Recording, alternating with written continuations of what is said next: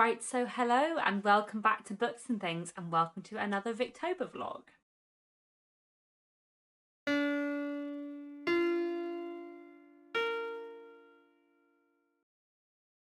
So today is the 10th of October and I finished off one Victober reading vlog this morning, so I thought I would start another one this evening. And I thought I would just tell you this evening what I'm currently reading, and then I will do more vlogging throughout the next probably 10 days, I guess. So I'm currently reading 4 things, and I'm at different stages with those 4 things. So I am about halfway through The Doctor's Wife by Mary Elizabeth Braddon, which is our group read for Victober. Really enjoying that. I'm sort of on track with the group read. Yeah, more than halfway through now. And yeah, I'm really curious to see what's going to happen next. And then my other physical read, which I only started today, is Linda Tressel by Anthony Trollope. I'm not very far through this. I've read sort of 2 chapters. It's interesting so far.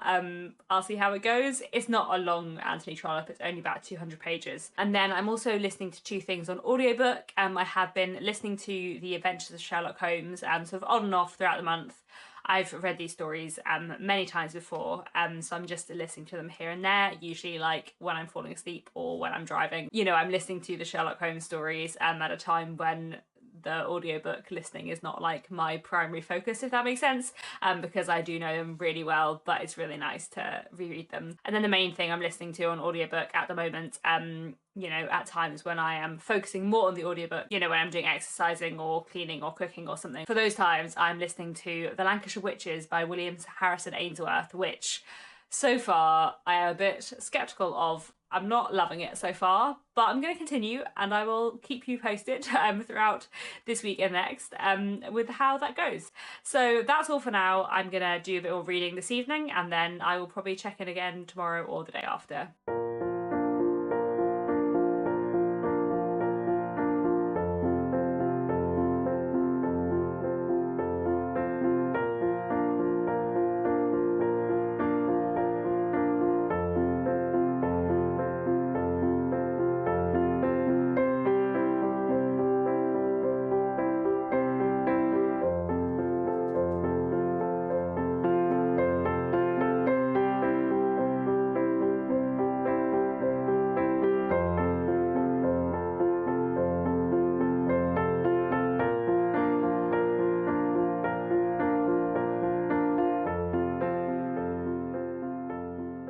Hello, good evening. It is now Sunday evening, the 13th of October, and I wanted to let you know how my reading is going.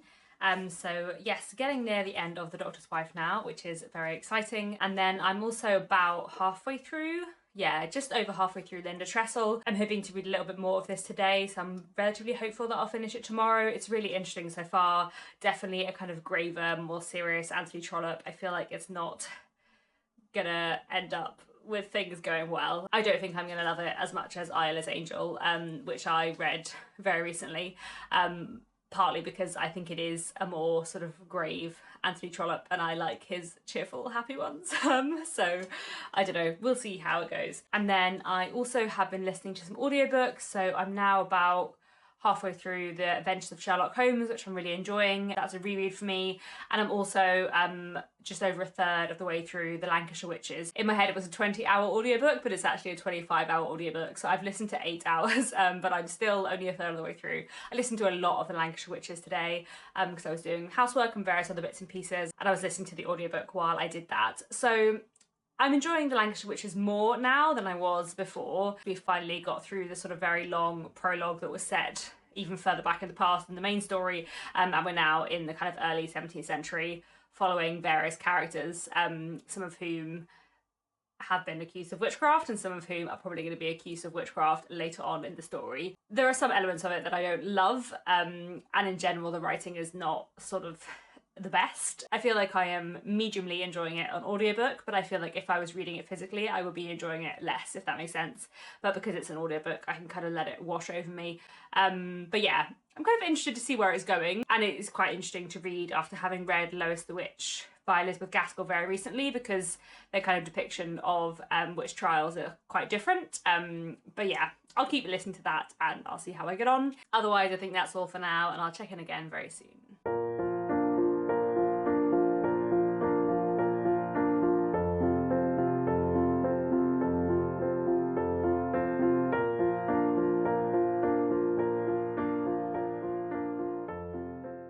Hello again. So it is Tuesday the 15th of October now, and I have a few reading updates for you today because I finished off two things in the last 24 hours. So I finished reading Linda Tressel by Anthony Trollope, which was very, very good.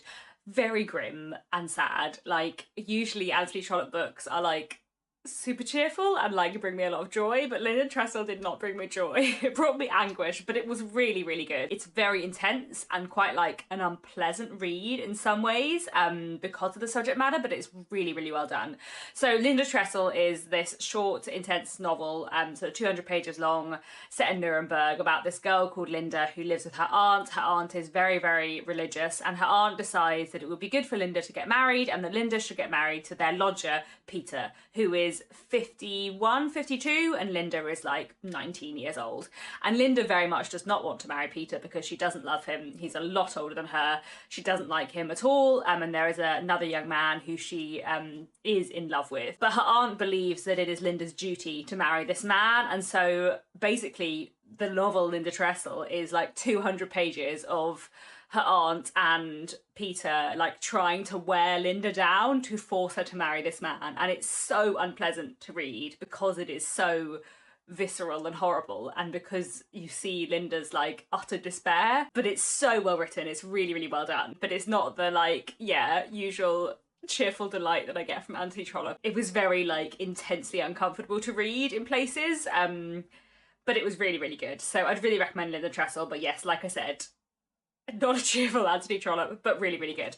And then the other thing that I finished reading, which I read sort of over yesterday and today, was a play by Tom Taylor called The Ticket of Leave Man, which is a melodrama, and it's sort of very, very silly, but also had some quite interesting themes. So The Ticket of Leave Man is about a young man who gets kind of in with the wrong crowd and ends up going to prison for forgery. He wasn't actually involved in the forgery, but he was hanging out with the people who were involved in the forgery. But he has ended up going to prison, and then after he gets out of prison, he is trying to make a better life for himself, but he's really struggling because if people find out that he's been to prison, they don't want to employ him, etc. As I said, it is a melodrama. It's quite over the top in places. There's a detective character who I really enjoyed, who is always like coming on stage in different disguises. One of the criminals also like adopts a lot of different disguises, and there's quite a lot of like silly over the top stuff. But I also feel like while it was very melodramatic and sort of silly, I also feel like the way it looked at the sort of stain of a criminal record, I thought was really interesting. Obviously we have the young man who was sent to prison when he wasn't guilty, and we see how his criminal record kind of follows him around and makes it so hard for him to earn a living, but there's also a bit where two of the sort of hardened criminals are talking, and they have this conversation where they both say, oh yeah, like after I got out of prison the first time, I tried to get back to honest life, but I couldn't get a job anywhere, so I just went back to crime. Of course I did. And actually, like, the way that theme was explored and the sort of like lack of options for people if they make one mistake, I feel like that was actually done really well and was quite like a probably relatively controversial like social point to be made at this time. So I thought that was really, really interesting. The Doctor's Wife I am so nearly done with. I think the read along is technically finishing on Friday, but there's a bit of me that wants to read on ahead and finish it today or tomorrow, partly because I'm starting a buddy read of Mrs. Scarborough's Family by Anthony Trollope with Charlie Heathcote tomorrow, and we're going to read that like over 2 weeks, 4 chapters a day kind of thing. And I feel like it'd be quite nice to finish The Doctor's Wife before I start that, because that might like replace The Doctor's Wife in my reading time, if that makes sense. And then the other book that I think I'm gonna start next is Margaret Oliphant's novel, The Perpetual Curate. One thing I've been sort of doing this Victober, because I had a big pile of possibilities and kind of didn't know what I would read when, I've been putting up like polls on my Patreon for like what should I read next, and The Perpetual Curate has been chosen. On audiobook, I'm still listening to The Lancashire Witches and The Adventures of Sherlock Holmes. I don't think I have much more to report for both of them. I'm still really enjoying The Adventures of Sherlock Holmes, which is a reread for me. I'm still a bit on the fence about The Lancashire Witches, but anyway. I've got quite a nice day today because this afternoon I'm going to finish work early, and then I've got a physio appointment, and then after that I'm going to an exhibition at the National Gallery. I mentioned before on this channel that the National Gallery have this programme called 200 Creators for this year, when it's like 200 years since the National Gallery opened, and they've like gifted me and I guess 199 other creators membership for the year. And also we get invited to like the comms views of the exhibitions, which is very, very cool, because in general most exhibitions in London are like really busy, so to be able to go along to an early viewing when it's really quiet is lovely. So I went to the Van Gogh one a few weeks ago, and then today I think it's one on Constable, who I don't know as much or love as much as Van Gogh, but I thought it would be cool anyway. And yeah, I probably won't make a separate video about this one as I did for the last one, but I'll probably put in some clips to my Victober vlog here. And then there's one other thing I want to show you today before I stop rambling. I feel like I've been talking for ages, but my booktube friend Andrea from Infinite Text, I'll link her channel down below if you don't know it, has sent me some exciting Victorian things in the post. So here is a very tiny book. I didn't know she was sending me this, and this is oh, it's so old and beautiful. This is The Seven Poor Travellers and the Holly Tree by Charles Dickens, and this is an edition from 1907, and it's tiny. Like, look how tiny it is. It's really beautiful. Oh my goodness, there's like so few words a page. It's really cute. Andrea works in like archives and libraries, so I feel like she knows where to find very cool editions of things. Then the other thing she sent me, which I did know she was sending me, which I'm really excited about, is this. This is like Dickens pictures by contemporary artists. Yeah, it's like loose sheets of illustrations of scenes from Dickens books. This is Our Mutual Friend, I know. Another excellent Our Mutual Friend illustration. I'm gonna need to look through all of these properly later, but I just wanted to show you a few because I think they're really cool. Here's Dombey and Son. I love this one. I had a print of this illustration on my bedroom wall as a teenager because, you know, I was cool. Okay, here's one of young Dickens, and I feel like that's a decent place to end. These are very cool. I'm looking forward to properly looking through all of these later, and I'm very grateful to Andrea for sending them to me because they are very cool indeed. Okay, that's all that I wanted to say this morning. I feel like I have been talking for ages, so I'm gonna stop now, and I will, yeah, check in again soon and let you know how my reading is going.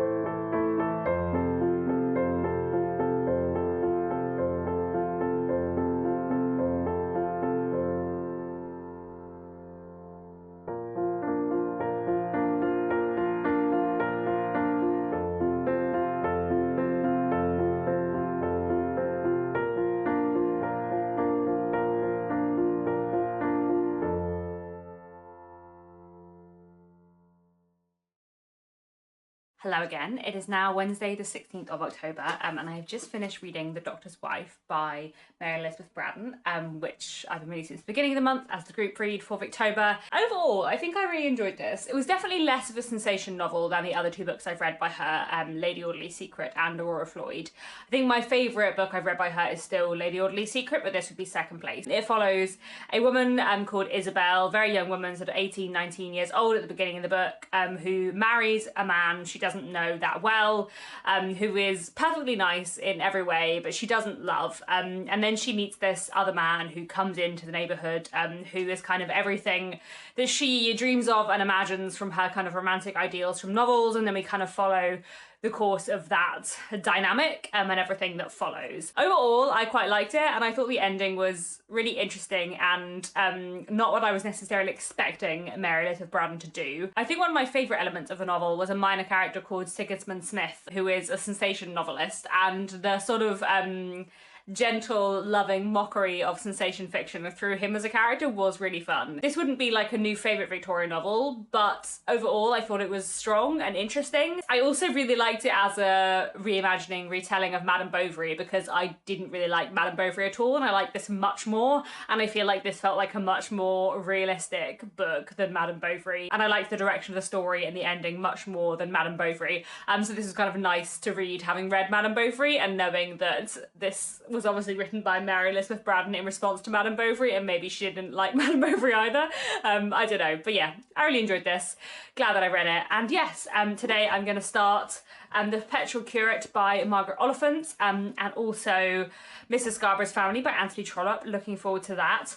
I don't think there's much else I had to say. I really enjoyed the Constable exhibition yesterday at the National Gallery, and I also had a little wander around, went to their history of the National Gallery exhibition thing, and had a cup of tea and read my book, and it was very nice. So that was a lovely afternoon. I need to get back to work, so I will leave you for now, but I will check in again soon and let you know how my reading's going.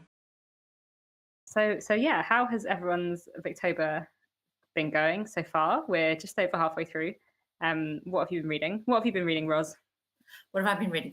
I've been reading a lot of plays.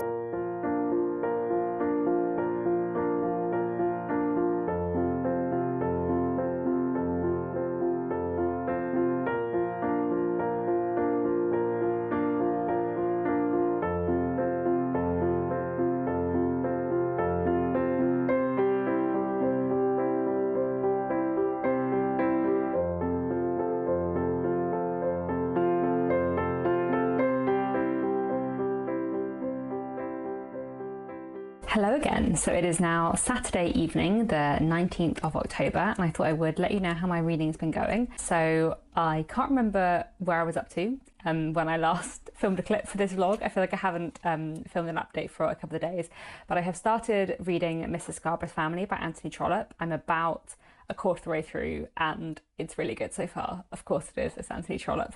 We're following this family. Mr. Scarborough has 2 children, and he has revealed to society that in fact his eldest son was born before he got married and therefore is not the heir to the estate, but the younger son is. But no one's quite sure whether or not he's lying, because the elder son has got himself into a lot of debt, so it may be that this is all a fraud to deceive creditors. And then we're following this family and also Mrs. Scarborough's niece, who was always imagined to be going to be getting married to the heir, who may no longer be the heir, but there is another man that she is in love with, so we've got a bit of a love triangle square going on there, and it's just really, really good, because it always is. And then I have started The Perpetual Curate by Margaret Oliphant. I'm only a few chapters in. I think partly just because I'm enjoying Mrs. Scarborough's Family so much, I haven't been spending as much time on this. And I'm hoping tomorrow I will get quite a bit more of this read. I am really enjoying it. I really like Margaret Oliphant, but it's taking me a little bit longer to get into than Anthony Trollope.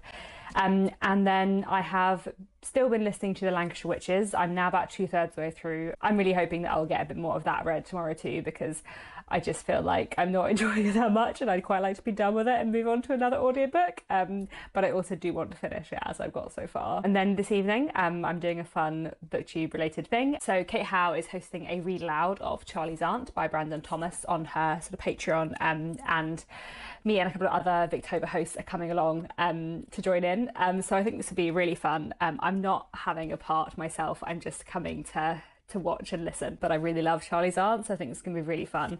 So I'm going to go do that in a few minutes. I'm also today using a new microphone, so I've just bought a plug-in microphone lately that pins onto my top, and we will see what it's like. It's possible that the audio from this clip will be terrible because I'm still getting used to the settings and so on, but I'm relatively hopeful that this will improve the sound quality of my videos. Anyway, that is all for now. I'm going to go head off to the read aloud of Charlie's Aunt, and I will check in again soon.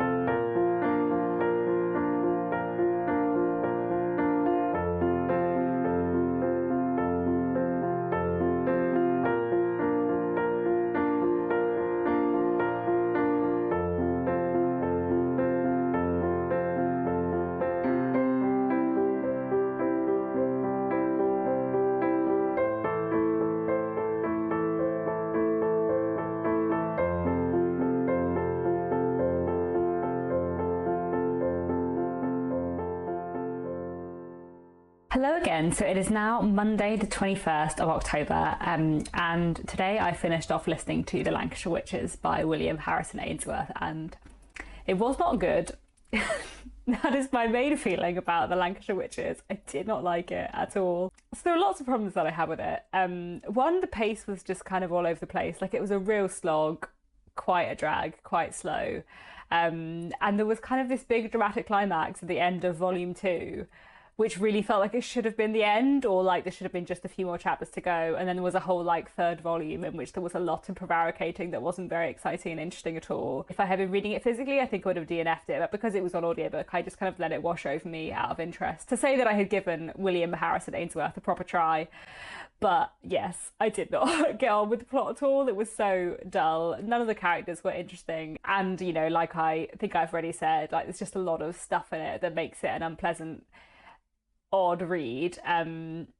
You know, it's got a lot of that Victorian theory that you know, beauty of the soul reflects in your face and therefore beautiful people are more likely to be good, which is one of the many abhorrent ideas you get in the Victorian period. And I kind of find it academically fascinating. Like, in a way it would be a very interesting thing to write like a dissertation on, but that doesn't make it any less unpalatable. And it's very heavily there in the Lancashire Witches. You know, if you dare to be female and not conventionally beautiful, you must be a witch. You know, it's a Victorian novel. I wasn't super surprised to find the element there, but that didn't make the reading experience any more fun. And also, like I said before, I think it is very hard as a modern reader to read a book about witch trials in which the witch finders are meant to be the good characters. And, you know, there are some complexities within it. There is someone who's accused of witchcraft who is not guilty of witchcraft, and there is someone who has been guilty of witchcraft but now wants to change her ways and be a better person. But there are also a lot of people who are accused of witchcraft who the narrative clearly thinks should be burnt at the stake.